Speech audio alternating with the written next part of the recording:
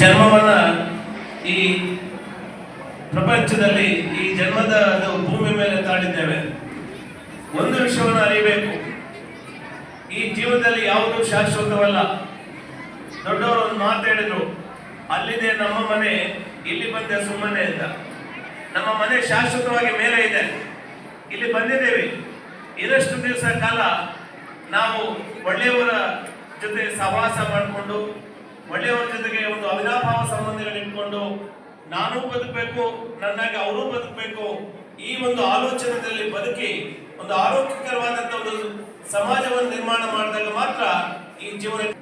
ಆದ್ಮೇಲೆ ಇವತ್ತು ಭಗವಂತ ನಮ್ಮಿಂದ ಅಪೇಕ್ಷಿಸ್ತಕ್ಕಂಥದ್ದು ಒಂದೇ, ನೀವೇನು ನೈವೇದ್ಯ ಇಡ್ತೀರಿ, ನೀವೇನು ನೈವೇದ್ಯ ಇಟ್ಟು ಖರ್ಚು ಮಾಡಿ ಇದರಿಂದ ಯಾವುದರಿಂದ ಕೂಡ ಭಗವಂತ ಸಂತೃಪ್ತನಾಗುವುದಿಲ್ಲ.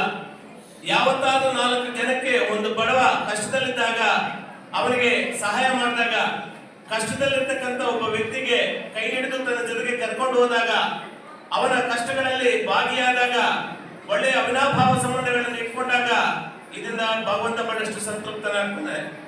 ಆ ನಿಟ್ಟಿನಲ್ಲಿ ಪ್ರತಿಯೊಬ್ಬರು ಕೂಡ ತಾವು ದೈವ ಕಾರ್ಯಗಳಲ್ಲಿ ತೊಡಗಬೇಕು. ಪ್ರತಿಯೊಬ್ಬರು ಕೂಡ ಈ ಸೃಷ್ಟಿ ಭಗವಂತನದು, ಈ ಸೃಷ್ಟಿ ಭಗವಂತನಾಗಿರೋದ್ರಿಂದ ಆ ದೈವ ಕೃಪೆಗೆ ಕಾರ್ಯಕ್ರಮಗಳನ್ನು ಮಾಡಿ ದೈವ ಒಂದು ಕೃಪೆಗೆ ನಾವು ಒಳಗಾಗಬೇಕಾಗ್ತದೆ. ಪ್ರತಿ ಅನುಕ್ಷಣವೂ ಕೂಡ ಪ್ರತಿಯೊಂದು ಈ ಪ್ರಪಂಚದಲ್ಲಿ ನಡೀತಕ್ಕಂಥದ್ದು ದೇವರ ಅನುಗ್ರಹದಿಂದಲೇ. ಅದಕ್ಕೆ ನಮ್ಮನ್ನು ನಾವು ದೈವ ಕಾರ್ಯಗಳಲ್ಲಿ ತೊಡಗಿಸ್ಕೋಬೇಕು. ಮನುಷ್ಯ ಎಷ್ಟೇ ಆಸ್ತಿ ಇದ್ರು, ಎಷ್ಟೇ ಹಣ ಇದ್ರೂ ಕೂಡ ಅದರಿಂದ ತೃಪ್ತಿ ಇಲ್ಲ. ಆದ್ರೆ ಒಬ್ಬ ಮನುಷ್ಯ ಒಂದು ದೇವಸ್ಥಾನಕ್ಕೆ ಹೋಗಿ ಭಗವಂತ ರಾಮ ಗೋವಿಂದ ಅಂದ್ರೆ ಮನುಷ್ಯನಿಗೆ ಅದರಿಂದ ಸಿಗ್ತಕ್ಕಂಥ ಒಂದು ಸಂತೃಪ್ತಿ ಯಾವುದರಿಂದ ಕೂಡ ನಾವು ಸಿಗೋದಿಲ್ಲ.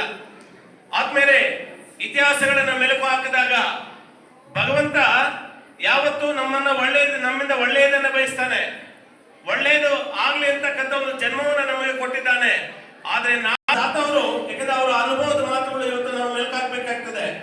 ನಮ್ಮ ತಾತವರು ಒಂದು ಮಾತು ಹೇಳ್ತಾ ಇದ್ರು, ನೋಡಪ್ಪ, ನೀನು ಕೈಯಲ್ಲಾದ ಯಾರಿಗಾದ್ರೂ ಒಂದು 4 ಜನಕ್ಕೆ ಸಹಾಯ ಮಾಡು. ಒಂದು ವೇಳೆ ನಿನ್ಗೆ ಸಹಾಯ ಮಾಡುವ ಶಕ್ತಿ ಇಲ್ವಾ, ಸುಮ್ಮನೆ ಮನೆಯಲ್ಲಿ ಕೂತ್ಕೋ, ಒಬ್ಬರಿಗೆ ಜೀವನದಲ್ಲಿ ತೊಂದರೆ ಕೊಡಕ್ ಹೋಗ್ಬೇಡ ಅಂತ.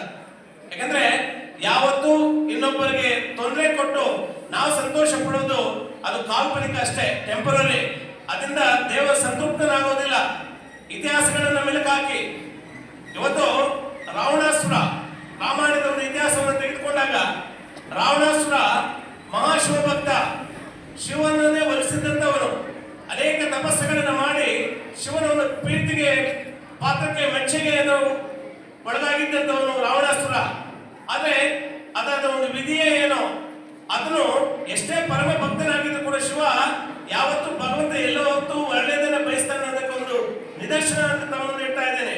ಅಷ್ಟು ಪರಮ ಭಕ್ತನಾಗಿರ್ತಕ್ಕಂಥ ಶಿವ, ಅವನಿಗೆ ಏನೊಂದು ಶಿವನ ಒಂದು ವರ ಸಿಕ್ಕಿತ್ತು ಅಂತ ಹೇಳಿದ್ರೆ ಮಾನವನಿಂದ ಮಾತ್ರ ಅವನಿಗೆ ಸಾವಿತ್ತು, ಮತ್ತೆ ಇನ್ಯಾರಿಗೂ ಕೂಡ ಸಾವಿರಲಿಲ್ಲ. ಇದರಿಂದ ಏನಾಗ್ತಾನೆ, ಆತನು ವಿಚಲಿತನಾಗಿ ಏನು ಪರಮ ಪವಿತ್ರವಾದಂತ ತಾಯಿ ಸೀತೆಯನ್ನ ಅನವಶ್ಯಕವಾಗಿ ಲಂಕಾಗೆ ತೆಗೆದುಕೊಂಡೋಗಿ ತನ್ನ ಸಾವನ್ನು ತಾವು ಹತ್ರ ಬರಮಾಡ್ಕೊಳ್ತಾನೆ. ಅಂದ್ರೆ ಅಷ್ಟು ಪರಮ ಭಕ್ತನಾಗಿದ್ದಂತ ರಾವಣನು ಕೂಡ ಯಾವಾಗ ಒಂದು ದುಶ್ಚಟಗಳಿಗೆ, ಒಂದು ಕೆಟ್ಟ ಅಭ್ಯಾಸಗಳಿಗೆ ಕೈ ಹಾಕಿದಾಗ ಅದನ್ನ ಸಹಿಸಿದಂತ ಭಗವಂತ ರಾಮನ ರೂಪದಲ್ಲಿ ಅವನನ್ನು ಸಂಹರಿಸ್ತಾನೆ. ಅಂದ್ರೆ ಇದರ ಒಂದು ಅರ್ಥ ಏನಂತ ಹೇಳಿದ್ರೆ, ಯಾರೇ ಮನುಷ್ಯನಾಗಿ ಮನುಕುಲದಲ್ಲಿ ಹುಟ್ಟಿರ್ತಕ್ಕಂಥ ಒಬ್ಬ ಮನುಷ್ಯ ತಪ್ಪನ್ನ ಮಾಡಿದ್ರೆ ಯಾವತ್ತೂ ಕೂಡ ಅದನ್ನ ಭಗವಂತ ಸಹಿಸೋದಿಲ್ಲ. ಅದಕ್ಕಾಗಿ ನಮ್ಮನ್ನು ನಾವು, ಏಕೆಂದ್ರೆ ಭಗವದ್ಗೀತೆ ತಾವೆಲ್ಲರೂ ಕೂಡ ಓದ್ತಾ ಇದ್ದೀರಿ, ಭಗವಂತ ಹೇಳಿದ್ದು ಒಂದೇ. ಯಾರು ಶ್ರೀಕೃಷ್ಣ ಅರ್ಜುನಿಗೆ ಹೇಳಿದ್ದು ಇಷ್ಟೇ, ಯಾರು ನನ್ನ ಪ್ರೀತಿಯಿಂದ ಆರಾಧಿಸ್ತಾರೋ, ಯಾರು ನನ್ನನ್ನು ಪ್ರೀತಿಸ್ತಾರೋ, ಯಾರು ಒಳ್ಳೆ ಒಂದು ಸಮಾಜಮುಖಿ ಕೆಲಸಗಳನ್ನ ಮಾಡ್ತಾರೋ, ಸದಾ ಅವರ ಬೆನ್ನೆಲುಬಾಗಿ ನಾನು ಇರ್ತೇನೆ. ಯಾಕಂದ್ರೆ ದುಷ್ಟ ಶಿಕ್ಷಣ, ಶಿಷ್ಟ ರಕ್ಷಣ ಎಲ್ಲೆಲ್ಲಿ ಕೆಟ್ಟದಾಗ್ತದೋ ಅದನ್ನು ಸಂಹರಿಸಕ್ಕೆ ಪ್ರತಿ ಯುಗದಲ್ಲಿ ನನ್ನ ಜನ್ಮವನ್ನು ತಾಳ್ತೇನೆ ಅಂತಕ್ಕಂಥ ಒಂದು ಮಾತನ್ನ ಶ್ರೀಕೃಷ್ಣ ಪರಮಾತ್ಮನು ಹೇಳುದು. ಇವೆಲ್ಲವೂ ಕೂಡ ನಾವು ಮೆಲುಕಾಕ್ಬೇಕಾಗ್ತದೆ. ಅದಕ್ಕಾಗಿ ಇರೋಷ್ಟು ಒಂದು ದಿವಸ ಒಂದು ಅರ್ಥಪೂರ್ಣವಾದಂತಹ ಒಂದು ಜೀವನವನ್ನು ನಡೆಸಬೇಕು ಅಂತ ಹೇಳ್ತಾ, ಇವತ್ತು ನಾವು ನಿಂತ್ಕೊಂಡು ಮಾತಾಡ್ತಾ ಇರ್ತಕ್ಕಂಥದ್ದು ನಮ್ಮ ಪರಮ ಪೂಜ್ಯ ಕವಿಗಳಾಗಿರ್ತಕ್ಕಂಥ ನಮ್ಮ ಟಿ ವಿ ಗುಂಡಪ್ಪನವರು.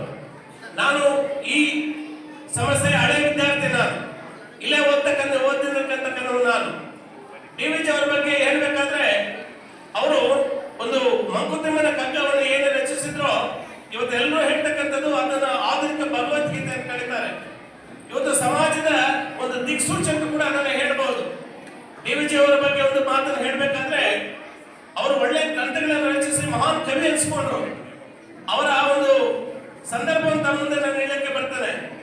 ಅವರ ಬರವಣಿಗೆಗಳಿಂದ ಪ್ರೇರಣೆಗೆ ಒಳಗಾದಂತ ಒಬ್ಬ ವ್ಯಕ್ತಿ, ಪ್ರಭಾವಿತ ವ್ಯಕ್ತಿ, ಅವ್ರಿಗೊಂದು ಮಾತು ಕೇಳ್ತಾರೆ ಡಿ.ವಿ.ಜಿ ಅವರಿಗೆ, ನೀವು ಮಹಾನ್ ಕವಿಗಳು, ಒಳ್ಳೆ ರಚನೆಗಳನ್ನ ರಚಿಸಿದ್ದೀರಿ, ನಿಮ್ಗೆ ಒಂದು ಒಳ್ಳೆ ಮನೆ ಕಟ್ಕೊಡ್ಬೇಕು ಅಂತ ಕೇಳಿದಾಗ ಒಂದು ಮಾತು ಹೇಳಿದ್ರು, ನನಗೆ ಯಾವ ಬಂಗ್ಲೆದ ಅವಶ್ಯಕತೆ ಇಲ್ಲ, ನನ್ನ ಬಂಗಲೆಗೆ ಖರ್ಚು ಮಾಡಬೇಕು ಅಂತ ನೀನು ಏನಿದೆಯೋ ಆ ಹಣದಿಂದ 4 ಊರಲ್ಲಿ 4 ಶಾಲೆಗಳನ್ನು ಕಟ್ಕೊಂಡು ಅದರಿಂದ 100 ಜನ ಬದುಕ್ತಾರೆ.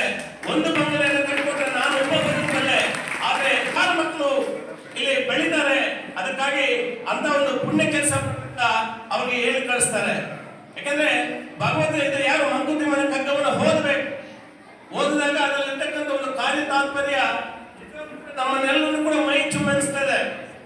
ಯಾಕಂದ್ರೆ ನಾವೆಲ್ಲರೂ ಕೂಡ ಮಕ್ಕಳಿದ್ದೀವಿ. ಒಂದೇ ಒಂದು ವಿಷಯವನ್ನು ಮುಂದೆ ಹೇಳಕ್ಕೆ ಇಷ್ಟಪಡ್ತಾನೆ, ಮನುಷ್ಯ ಸ್ವಾವಲಂಬಿಯಾಗಿ ಬೇಕು. ಯಾವತ್ತೂ ಯಾರ ಮೇಲೂ ಕೂಡ ಒಂದು ಕಡೆ ಉಲ್ಲೇಖ ಮಾಡ್ತಾರೆ ಯಾರು ಡಿ.ವಿ.ಜಿ ಅವರು. ಒಂದ್ ಕಡೆ ಹೇಳ್ತಾರೆ, ಹುಟ್ಟಿದವರೆಲ್ಲರಿಗೂ ಎದೆ ಭಾವವಿರುತ್ತಿರಲು ನಿನ್ನ ಭಾವವನ್ನು ಯಾರಿಗೆ ಬೇಡವೆಯೋ, ಅಡ್ಡಬಾ ತಮ್ಮ ಎಂದು ಕರೆಯುವುದೇಕೋ, ನಿನ್ನ ಎಡಭಾವವನ್ನು ನೀನೇ ಹೊತ್ತು ಸಾಕಬೇಕು ಮಂಕುತಿಮ್ಮ. ಅಂದ್ರೆ ಈ ಪ್ರಪಂಚದಲ್ಲಿ ಯಾರಿಗೂ ಯಾರು ಇಲ್ಲ, ಅವರಿಗೆ ಯಾರನ್ನು ಕರಿಬೇಡ. ಯಾಕಂದ್ರೆ ಅವ್ರಿಗೆ ಅವ್ರದೇ ಕಷ್ಟಗಳಿರುವಾಗ ನಿನ್ನ ಕಷ್ಟ ನೋಡ್ಲಿಕ್ಕೆ ಯಾರು ಬರೋದಿಲ್ಲ. ಅದಕ್ಕಾಗಿ ನಿನ್ನ ಕಾಲ ಮೇಲೆ ನಿಂತ್ಕೊಂಡು ಸ್ವಾವಲಂಬಿಯಾಗಿ ಬದುಕೋದನ್ನು ಕಲಿಯತಕ್ಕಂಥದನ್ನ ಈ ಮಂಕುತಿಮ್ಮನ ಕಗ್ಗದ ಮೂಲಕ ವ್ಯಾಖ್ಯಾನ ಮಾಡಿದಂಥವ್ರು ಡಿ.ವಿ. ಗುಂಡಪ್ಪನವರು. ಯಾಕಂದ್ರೆ ಡಿ.ವಿ. ಗುಂಡಪ್ಪನವರು ಅವ್ರು ಸತ್ತೋದಾಗ